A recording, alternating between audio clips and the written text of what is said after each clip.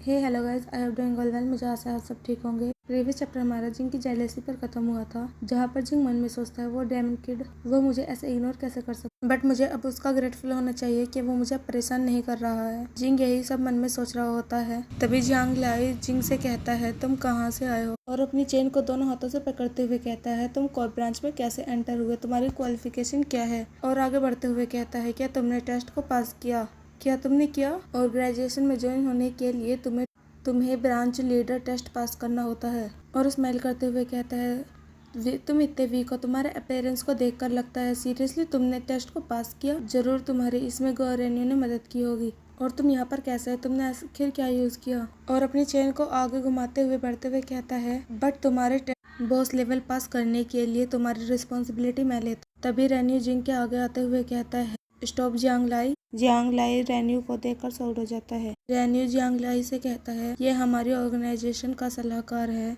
और ये black mamba के बारे में बहुत कुछ जानता है और हमें इसके एग्रीमेंट्स की जरूरत है, तुम इसे टच नहीं कर सकते। जिंग रेन्यू के पीछे छिपा होता है जिसे उसकी बस आंखें ही चमक रही होती हैं। जियांग लाई जिंग को देखता है और मन में सोचता है यह पर्सन, और शॉक्ड होकर पीछे हट जाता है। चलो कोई आर्ग्यूमेंट नहीं करते, पर तुम ऐसे ही विदाउट एनी स्किल्स के कोर ब्रांच में कैसे मेंबर बन गए। लियाई जाते हुए कहता है मैं इस सबको क्लियर कर दूंगा और हमारी ब्रांच किसी एडवाइजर की बातें नहीं सुनती।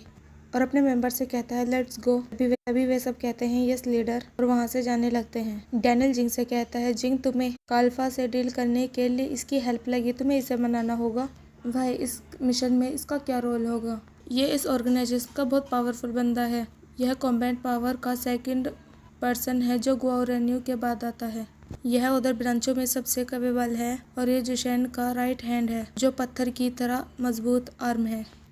जुशैन को अगला टारगेट क्लिफ क्वेंटीन पर कब्जा करने के लिए दो प्रमुख ब्रांच को क्लेमर चर्च पर कब्जा करना होगा। तुम किसी दूसरे की बजाय तुम ज्यादा क्रेमलिन चर्च से वाकिफ हो। तुम्हें पता है कि वह क्लिफ क्वेंटीन का गार है, यानी कि वहाँ पर क्लिफ क्वेंटीन मिल सकता है। जिंग डैनियल से कहता है मैं समझ गया। हालांकि वह चर्च उस कंट्री की पहले एक बिल्डिंग थी, बट अब उन्हें ब्लैक माम्बा ने अपने अड्डे में ट्रांसफर कर दिया है, बट उसे तोड़ना बहुत ज़्यादा मुश्किल है।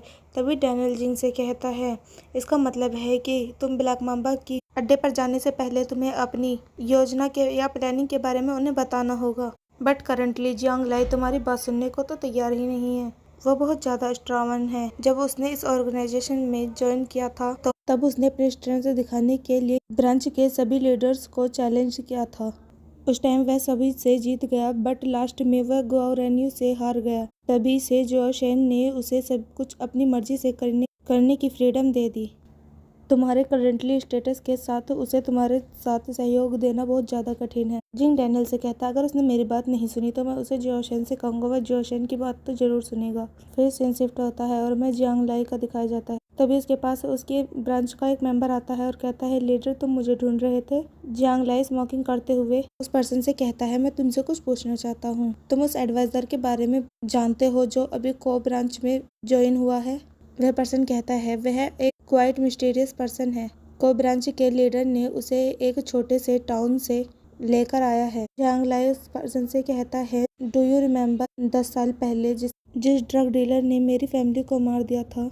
मैं ऑलमोस्ट उनके पीछा करते हुए बहुत दूर तक आ गया था। तभी वहाँ पर एक असैसिन आया, उन सबको किल कर दिया और मुझे सेव किया। उस नाइट वह एक मिशन पे था जिसे उन्हें ड्रग डीलर को मारना था, उसने ही मेरा बदला लिया। तभी वह पर्सन कहता है यस, वो बहुत ज्यादा खास असैसिन था जिसका कोड नेम जिंग था। जियांग लाई कहता है यस, मुझे उस पर्सन में उसकी शैडो दिखाई देती है।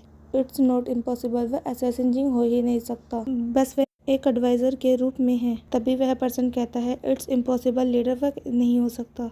मैंने कुछ रूमर सुने, उसने ऑर्गेनाइजेशन में एडवाइजर को ब्रांच में आने के लिए इज एग्जैक्टली बॉस का फेवरेट बनने के लिए वो हर रात बॉस के साथ स्पेंड करता है। जियांग लाई कहता है जो पर्सन हर रात अपनी लेग्स को बॉस के लिए ओपन करता है जिंग कैसा हो सकता है, और हंसते हुए कहता है बस वह एक ऐसा पर्सन है जो बॉस के साथ नाइट स्पेंड करके उनका फेवरेट बनकर ऑर्गेनाइजेशन में शामिल हुआ है। मैं ऐसे कैसे सोच सकता हूँ? मुझे उस पर्सन में उसकी शैडो कैसे दिखाई दे सकती है? मैं बॉस के पेट में उसे कैसे एडमायर कर सकता हूँ? फिर सीन शिफ्ट होता है और हमें हॉल का दिखाया जाता है जहाँ पर सभी पर्सन खड़े होते हैं। जोशन कहता है हमारा नेक्स्ट टारगेट क्लिफ क्वेंटिन को कैप्चर करना है जो क्रीमलाइन चर्च में है। ये चर्च 100 साल पुराना है एंड इसका एरिया कास्टिल के जैसा है।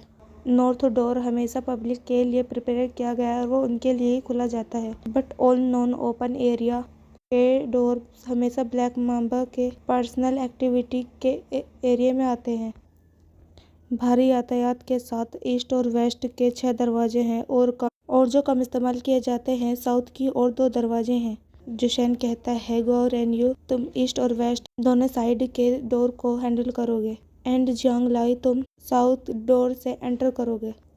साउथ के दरवाजे को इस तरह से अनप्रिपरेट करना लगभग गलत है। ब्लैक माम्बा ने चर्च को मॉडिफाइड कर दिया है और हर जगह पर जाल बिछाए हुए हैं। पर्सनल मूवमेंट वाले एरिया बहुत ज़्यादा अच्छे हैं, इसीलिए हमें ईस्ट और वेस्ट से जाने में सबसे ज़्यादा कंफर्टेबल है और क्लिफ क्वेंटिन को भागने से रोकने के लिए भी हमें साउथ साइड की सुरक्षा करनी चाहिए क्योंकि वो साइड स्टेबल नहीं। जियांग लाई कहता है क्या तुम ब्लैक माम्बा के बारे में बहुत कुछ जानते हो? जस्ट वहाँ पर सारे जालों को तोड़ दो और साउथ डोर से एंटर कर लो। It's fine. जिंग मन में सोचता है ये गाइस बिल्कुल भी मेरे ऑर्डर को फॉलो नहीं करेगा। जिंग जियांग लाई से कहता है एडवाइजर की बात मानो। जियांग लाई अब से तुम साउथ डोर को गार्ड करोगे। जियांग लाई साउथ डोर कहता है बॉस।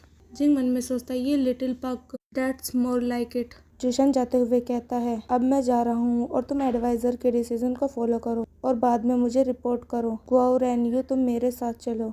जिंग जोशन को जाते हुए देखते हुए मन में सोचता है बट यह आदमी बहुत ज़्यादा एबनॉर्मल लग रहा है। हालांकि उसने मुझे यहाँ के सारे डिसीजन लेने की फुल पावर दे दी है बट वह मुझे अकेला यहाँ पर छोड़कर चला गया। उसने एक बार मेरी तरफ मुड़कर भी नहीं देखा। वो मुझे अवॉइड कर रहा है। जियांग लाई जिंग से कहता है लेट मी क्लियर मैं तुम्हें समझा देता हूँ मैं अभी भी किसी ऐसे व्यक्ति की बातें नहीं सुनूंगा जिसमें मैं खुद नहीं पहचानता। वे में स्माइल करते हुए कहता है स्पेशली ऐसा व्यक्ति बेडरूम परफॉर्मेंस पर भरोसा रखता है और बॉस का फेवरेट बन जाता है। तभी जिंग गुस्सा होकर जियांग लाई पर शूट कर देता है। जियांग लाई शॉक्ड हो जाता है। जिंग जियांग लाई से कहता है से इट अगेन मैं तुम्हें फिर से शूट कर दूंगा। जियांग लाई चीखते हुए कहते हैं यू डीमन वेल तुम मुझे ऐसे शूट कैसे कर सकते हो? तुम्हें मुझे शूट करने की हिम्मत कैसे हुई? जियांग लाई जब जिंग की ओर देखता है तो वह शॉक्ड हो जाता है क्योंकि उसे फिर से जिंग के अंदर पुराना जिंग दिखाई देता है। जियांग लाई चीखते हुए कहता है वाई मैं हमेशा उसकी शैडो क्यों वॉच करता हूँ? तभी जिंग जाते हुए कहता है लेट्स गो गौरैन्यू। गौरैन्यू है वो सुनकर बहुत ज्यादा खुश हो जाता है और खुश होते हुए कहता है यस। तभी वो पीछे देखते हुए शॉक्ड हो जाता है और कहता है जिंग बी केयरफुल। तभी हम देखते हैं जियांग लाई जिंग के ऊपर हमला करने वाला होता है और यहीं पे हमारा चैप्टर एंड हो जाता है। आपको क्या लगता है क्या जिंग इस हमले से बच जाएगा या फिर वो इंजर्ड हो जाएगा? आपको क्या लगता है प्लीज़ मुझे कमेंट करके बताना। और यहीं पर यह चैप्टर एंड हो जाता है। अगर आपको कोई स्टोरी अच्छी लगती हो तो मुझे ज़रूर बताना क्योंकि इस स्टोरी के सिर्फ एक चैप्टर और बच रहा है। ऐसे ही कोई इंटरेस्टिंग मंगा आप मुझे बताना, मैं उसे ज़रूर एक्सप्लेन करूँगी। Comment me and bye bye till the next video. Bye bye.